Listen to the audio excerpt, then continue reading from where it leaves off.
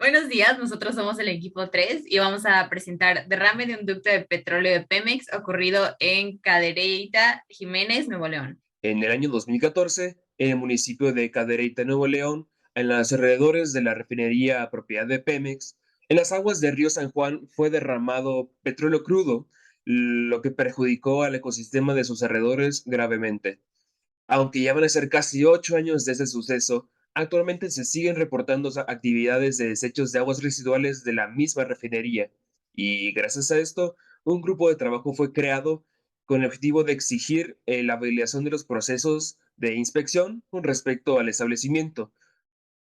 Tenemos las estructuras de Lewis relacionadas y a partir de esto podemos analizar que es una molécula polar con geometría molecular angular que se compone por puentes de hidrógeno. En las condiciones de nuestro problema está en estado líquido. Su punto de ebullición es a 100 grados centígrados y el de la lista es el segundo compuesto menos volátil. Etanol es un hidrocarburo del grupo hidroxilo, el cual es una molécula polar con enlaces covalentes con una geometría tetraédrica lineal. Al igual que el agua, esta molécula puede formar puentes de hidrógeno y a temperatura ambiente y presión igual ambiente se encuentra de manera líquida.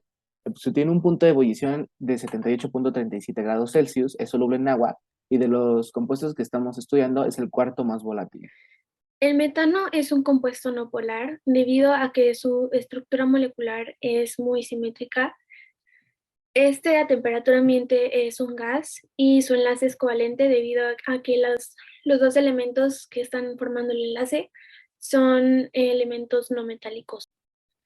Sus fuerzas intermoleculares son de dispersión de London y su punto de ebullición es de menos 161,6 grados centígrados, lo que nos quiere decir que no necesita de altas temperaturas para que la fuerza intermolecular se rompa. Al ser un compuesto no polar, no puede ser soluble en agua y este es el más volátil de todos los compuestos que estamos analizando. También su geometría molecular es tetraédrica. El butano es un hidrocarburo simple compuesto por 4 átomos de carbón y 10 de hidrógeno. Es una sustancia no polar con una estructura lineal que presenta fuerzas de London y a temperatura y presiones normales se presenta en un estado gaseoso, ya que su punto de ebullición es a menos 1 grado Celsius. No es soluble en agua y es el segundo más volátil de los compuestos estudiados. El hexano es un hidrocarburo simple compuesto por 6 átomos de carbón y 14 de hidrógeno. Es una sustancia no polar con una estructura lineal que presenta fuerzas de London. A temperatura y presión normal está en estado líquido con un punto de ebullición a 69 grados Celsius. No es soluble en agua y es el tercero más volátil de todos. El octano también es un compuesto no polar. Su geometría molecular es lineal y sus fuerzas intermoleculares son de dispersión. Este a temperatura ambiente se encuentra en estado líquido. El punto de ebullición es de 125,6 grados centígrados y este es el compuesto menos volátil de todos los anteriores. Al ser otra vez un compuesto no polar, no puede ser soluble en agua. El benceno es un hidrocarburo compuesto por 6 átomos de carbono entrelazados entre sí en forma de ciclo. Dentro de este ciclo se encuentran 3 dobles enlaces que se están moviendo todo el tiempo en el medio. El benceno presenta enlaces covalentes, es una sustancia no polar con una estructura plana. Tiene fuerzas intermoleculares de London y tiene una geometría tetraédrica. A temperatura y presión normal se encuentra en estado líquido. Tiene un punto de ebullición de 80,1 grados Celsius. No es soluble en el agua y es el quinto más volátil de los compuestos que estamos analizando. Ahora veremos algunas de las propiedades de los líquidos. Primero está la solubilidad. La solubilidad es la capacidad de una sustancia para mezclarse en un disolvente. La regla de solubilidad dice que los iguales van a disolver a iguales. Es por eso que las moléculas polares pueden disolver a otras moléculas polares y las no polares disolverán a no polares. Eh, es por eso que el etanol puede ser disuelto en agua. Ambos son polares.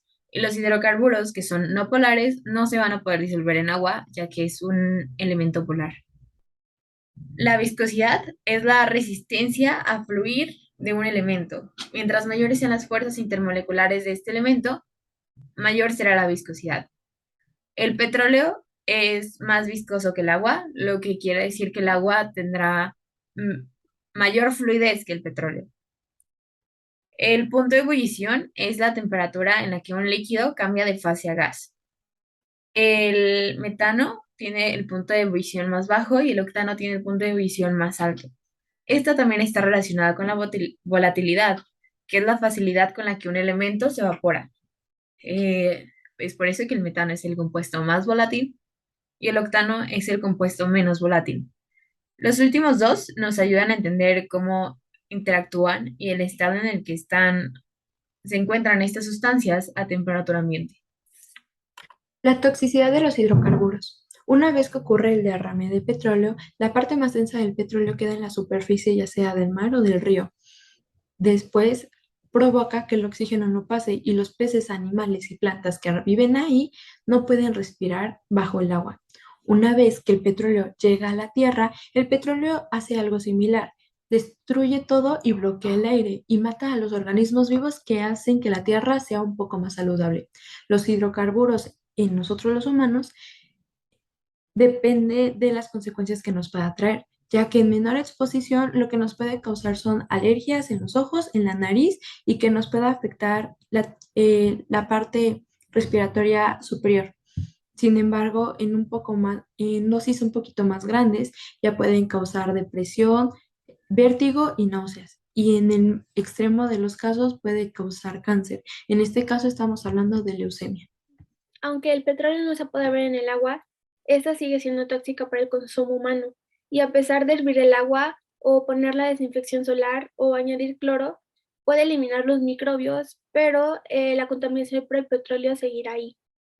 Además, el uso del cloro es aún más dañino, ya que este se mezcla con algunos compuestos químicos conocidos como fenoles y forman un producto químico incluso más tóxico que el petróleo, que es el clorofenol.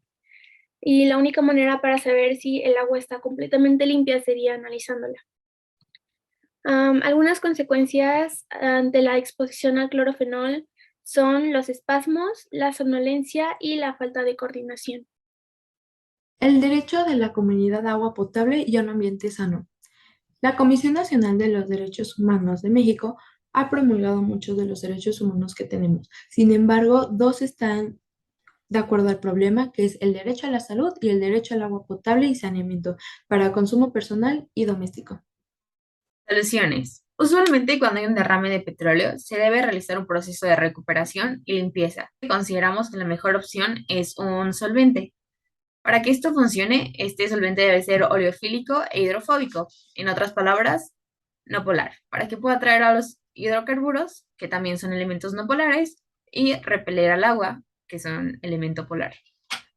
Para esto consideramos que una fibra sintética formada por polipropileno es una buena opción, ya que permite la absorción de los elementos más dispersos o diluidos en el agua, además de que este es un material de bajo costo y que puede tener un radio de 1 a 10 con respecto a la masa de solvente y el peso de los hidrocarburos recolectados. Este es fácil de conseguir y, como ya habíamos mencionado, de bajo costo, por lo que es una muy buena opción para el río.